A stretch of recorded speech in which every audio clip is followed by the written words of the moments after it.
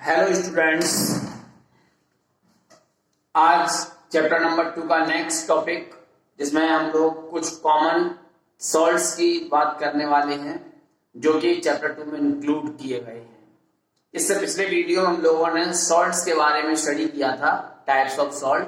अब वो सॉल्ट कैसे प्रिपेयर होते हैं इनके बारे में हम लोग जानना चाहते हैं। तो हमारे पास अपनी प्रैक्टिकल लाइफ के अंदर बहुत सारे कंपाउंड्स हैं जिनका हम इस्तेमाल करते हैं, वो सब तुम्हारे सॉल्ट्स कहलाते हैं, जो कि चाहे हाइड्रेटेड हो या एनहाइड्रस हो, दोनों तरह के पॉसिबल हो सकते हैं।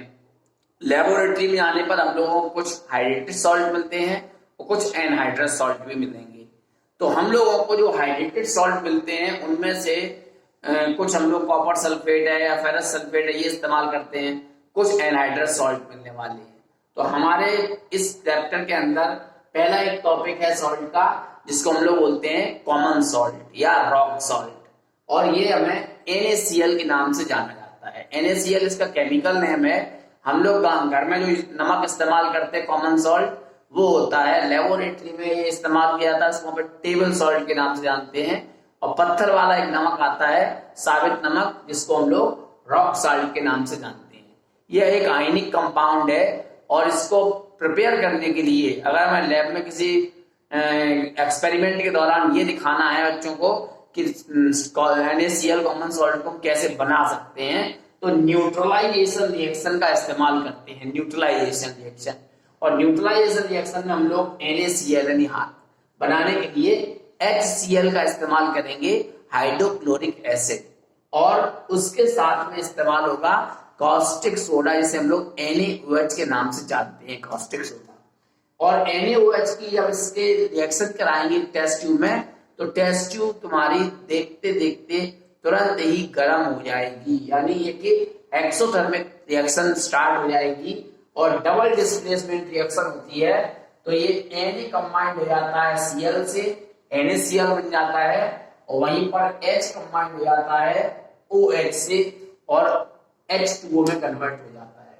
ये इस तरह की प्रिपरेशन है। इसे double displacement reaction, neutralisation reaction और एक्सोथर्मिक रिएक्शन के नाम से जानते हैं। ओके, प्रेसिपिटेट फॉर्मेशन रिएक्शन भी इसको हम कह सकते हैं, क्योंकि कॉमन सॉल्ट एक सॉलिड फॉर्म में मिलेगा, वाटर लिक्विड स्टेट में होता है और हीट इवॉल्व होगा तो एक्सोथर्मिक है।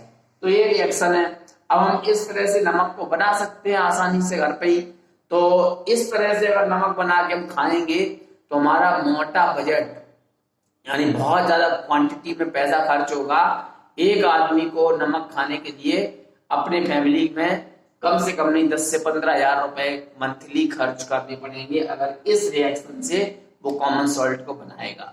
तो इसलिए ये प्रोसेस केवल दिखाने के पर्पज से तो यूजफुल है, लेकिन इसको हम लोग डेली लाइफ में कॉमन सॉल्ट बनाने के पर्पज से यूज नहीं कर सकते। काफी महंगा कॉस्टली प्रोसेस होता है, इस पर हमें बहुत ज्यादा इकोनॉमिकली वेस्ट करना पड़ेगा।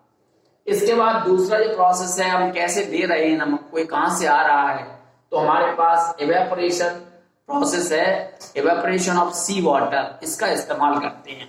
जिस तरह से हम लोगों को जिस लोकल सिटी में रहते हैं, यहाँ पर हम लोग अपने चारों तरफ के जो वेजिटेटिव रीजन है वहां पर लोग सब्जियां, फल और अनाजों का इस्तेमाल कर रहे हैं उगाने के लिए। अगर हम लोग साउथ कोस्टल रीजन में जाएंगे तो हम लोगों को वहां पर लोगों ने अपने खेतों की जगह पर पॉन्ड बना रखे हैं। उन पॉन्ड में ये सी वाटर को भर दिया जाता है पॉन्ड के अंदर, और उस पॉन्ड के अंदर सी वाटर को भरने के बाद उसको 10 से 12 दिन तक ऐसे ही छोड़ देते हैं। ये नेचुरल इवेपोरेशन प्रोसेस चलता है। सनलाइट की प्रेजेंटेशन में वाटर इवेपोरेट हो जाता है और सॉल्ट उसी जो पॉन्ड है उसमें रह जाता है। तो during the natural evaporation process the common salt remains behind in the bottom of the tank and water evaporates slowly after a long time. Okay, this is the process for making the rock salt by the sea water. Sea water से नमक को बनाने का एक ये simple तरीका होता है। अब जो लोग किसान कुछ पैसे वाले होते हैं वो क्या करते हैं, पॉन्ड बना देते हैं, पर बिल्कुल पक्के स्विमिंग पूल की जैसे पॉन्ड बना देते हैं, बड़े बड़े टैंक बना देते हैं स्विमिंग पूल की तरह पक्के, और उनके अंदर इलेक्ट्रोड डाल देते हैं। इलेक्ट्रोड का मतलब है एक प्लेट होती है जो नेगेटिव टर्मिनल से लगी होती है, और एक प्लेट लगा दी जाती है पॉजिटिव टर्मिनल से, इस तरह से। तो ये दो अलग अलग टर्मिनल है, एक पॉजिटिव टर्मिनल जिसमें तुम्हारी ये रॉड जुड़ी हुई है, एक पॉजिटिव रॉड ये जुड़ी हुई है, एक पॉजिटिव रॉड ये जुड़ी हुई है, और ये नेगेटिव रॉड जुड़ी हुई है। ठीक है, तो ये आप यहाँ पर जैसे करंट पास कराते हैं तो ये बहुत तेजी से इवेपोरेशन प्रोसेस होता है, और ये वाटर हम जल्दी से जल्दी इवेपोरेट कर देंगे, तो टैंक के तली में हम लोगों को कॉमन सॉल्ट बचा हुआ मिलेगा। तो एक तरीका ये होता है electrolysis of the sea water भी कह सकते हैं। तो ये दो तरीके होते हैं जो हम कॉमन सॉल्ट को NaCl को बना सकते हैं। ठीक है, तो ये प्रोसेस थोड़ा सा फास्ट प्रोसेस होता है, लेकिन इस पर कुछ एक्सपेंस आता है इलेक्ट्रिसिटी का, लेकिन हम लोग उस इलेक्ट्रिसिटी के कंजप्शन के बदले में ज्यादा से ज्यादा सॉल्ट प्रोडक्शन भी कर रहे होते हैं। ठीक है, तो एक ये तरीका होता है, दोनों ही इवेपोरेशन है, एक इलेक्ट्रोलिसिस के थ्रू, एक नेचुरल सनलाइट के थ्रू। अब हम लोगों को नमक का किसका इस्तेमाल क्या करते हैं, तो नमक का सबसे ज्यादा इस्तेमाल हम लोग अपने खाने में इस्तेमाल कर रहे हैं।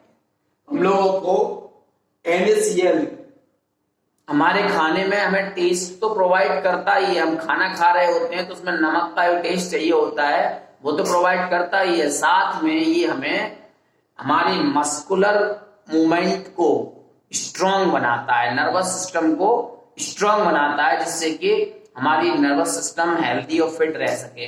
लेकिन अगर हम इसको ज्यादा क्वांटिटी में खाना शुरू कर देते हैं तो ये हमारे नर्वस सिस्टम को डिस्टर्ब कर देता है और लोगों को हाई ब्लड प्रेशर की शिकायत होना शुरू हो जाती है।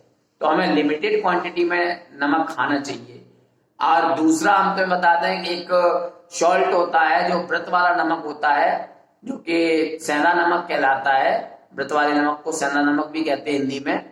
हम लोग उसे अमोनियम क्लोराइड के नाम से जानते हैं। अमोनियम क्लोराइड जो होता है, अगर हम उसका इस्तेमाल करें खाना खाने के साथ तो वो हमें बहुत ज्यादा क्वांटिटी में हमारी बॉडी के अंदर स्टोर वेस्ट को बॉडी से बाहर निकालने का काम करते हैं।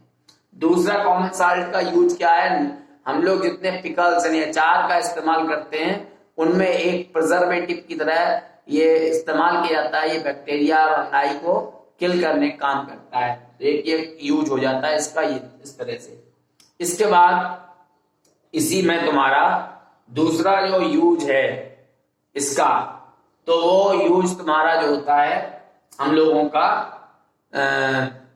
अगर लेबोरेटरी के अंदर हम लोग बहुत सारे सोप है, डिटर्जेंट है, या क्लीनाइजिंग पर्पज से कोई चीज है, कांच बनाने के पर्पज से, इन सब जगहों पर भी हम लोग इस कॉमन सॉल्ट का इस्तेमाल कर सकते हैं। तो ये कॉमन सॉल्ट के यूजेस हैं जो हमें याद रखने पड़ेंगे।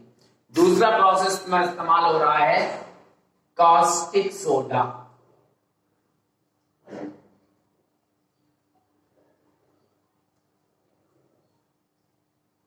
कास्टिक सोडा, कास्टिक सोडा को हम लोग सोडियम हाइड्रोक्साइड भी कहते हैं। Sodium hydroxide.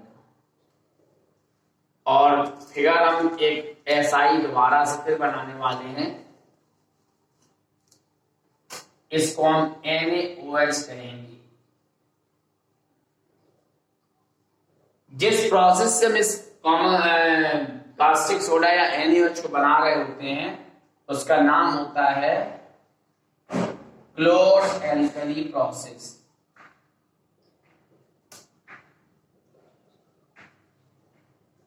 क्लोर alkali, chlor alkali process कहते हैं।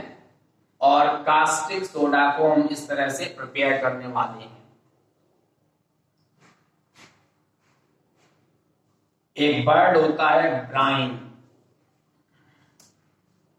जिसे हम लोग 30% NaCl सॉल्यूशन कहेंगे।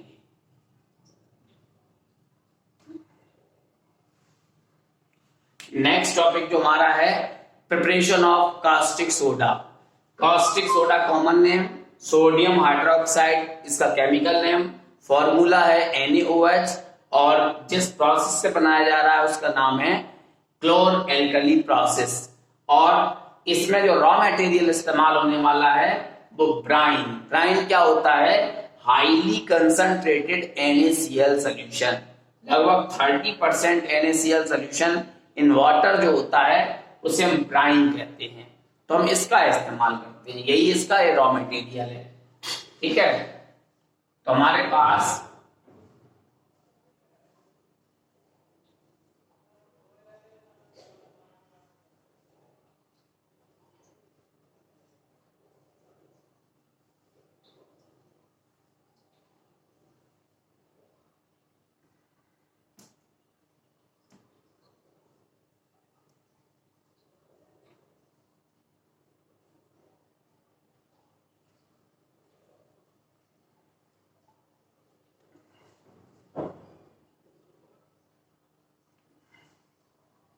देखिए बहुत सिंपल सी प्रोसेस है। क्या करते हैं हम लोग, एक बड़े से टैंक के अंदर, इलेक्ट्रोलिटिक टैंक होता है, उस बड़े से टैंक के अंदर हम लोग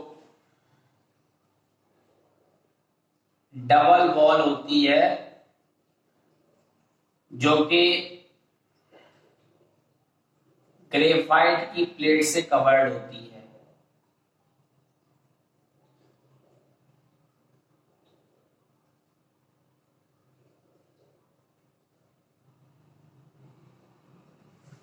ये जो लेयर होती है ये ग्रेफाइट की लगी हुई एक प्लेट होती है।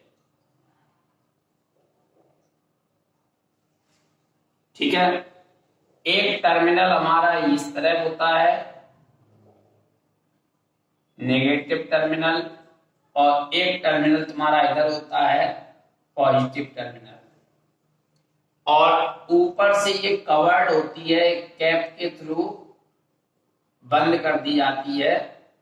यहां से हम लोग ब्राइन का इस्तेमाल करने वाले हैं, और यहां से और यहां से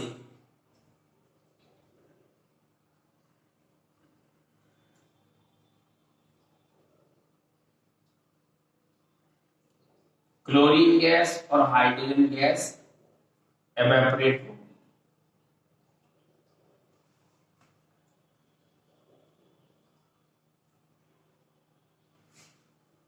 ठीक है, हम लोग यहां से ब्राइन मतलब नमकीन पानी 30% सोल्यूशन ऑफ NaCl, इस ब्राइन को इसमें डालेंगे।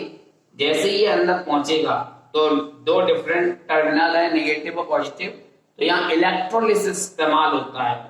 इलेक्ट्रोलिसिस जैसे ही होता है तो ये Na और ये H2O से OH यहां पर कलेक्ट होना शुरू हो जाएगा, NaOH, जो कि यहां से बाहर जाएगा।